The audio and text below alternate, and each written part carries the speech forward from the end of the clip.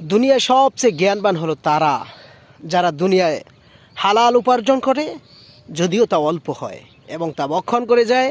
দুনিয়াতে একই সওয়াবের ধারাবাহিকতা দুনিয়াতে তৈরি করে যায়, যাতে সে মরার পরেও এর সওয়াব নেক পেতে থাকে। দুনিয়াতে সবচেয়ে নির্বোধ এবং বোকা হলো তারা যারা দুনিয়াতে হারামভাবে কোটি কোটি টাকা কামিয়ে যায়, কিন্তু তিনখানা কাপড়ের কাপড় নিয়ে কবরে চলে যায়। তিনি মারা যাওয়ার পরে তার এই অর্থকরীর দাপট দেখে তার সন্তানরা, তার ওয়ারিসরা অন্যায় এবং হারাম কাজে, আল্লাহর নাফরমানির কাজে ব্যস্ত হয়। নবী সাল্লাল্লাহু আলাইহি ওয়াসাল্লাম এই জন্যই বলছেন, আল কাইয়িসু মান দানা নাফসাহু ওয়া আমিলা লিমা বাদাল মাউত।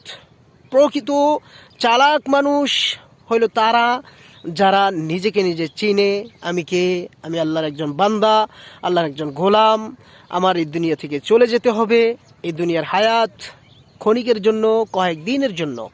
আর যারা মৃত্যুর পরবর্তী জীবনের জন্য আমল করে, পরবর্তী জীবনের জন্য সামানা তৈরি করে। নবী সাল্লাল্লাহু আলাইহি ওয়াসাল্লাম বলেছেন, আর দুনিয়া ও মাজরাতুল আখিরা, দুনিয়া হইল আখিরাতের প্রবাস জীবন, আখিরাতের অর্জনের জীবন, আখিরাতের অর্জনের জায়গা। কোনো প্রবাসী যদি প্রবাসে যে নিজের পরিবারকে ভুলে যায়, নিজের মাতৃভূমির কথা ভুলে যায়, প্রকৃতভাবে সে চালাক নয়, সে মারাত্মক বোকা। প্রকৃতভাবে সে জ্ঞানী নয়, সে মারাত্মক বোকা বটে। দুনিয়াতে আমরা ক্ষণিকের জন্য এসেছি।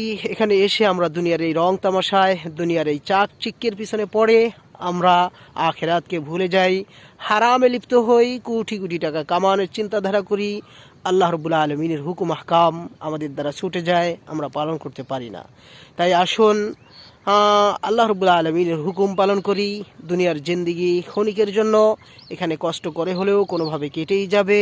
তাই হারামের পিছনে না দৌড়িয়ে হালাল উপার্জনের পিছনেই থাকি, হালাল উপার্জনের চেষ্টা করি, হারাম থেকে বিরত থাকি, অন্যের ক্ষতি থেকে বিরত থাকি, হিংসা হিংসি রেষারেষি পরনিন্দা থেকে বেঁচে থাকি। আল্লাহ আমাদেরকে তৌফিক দান করেন।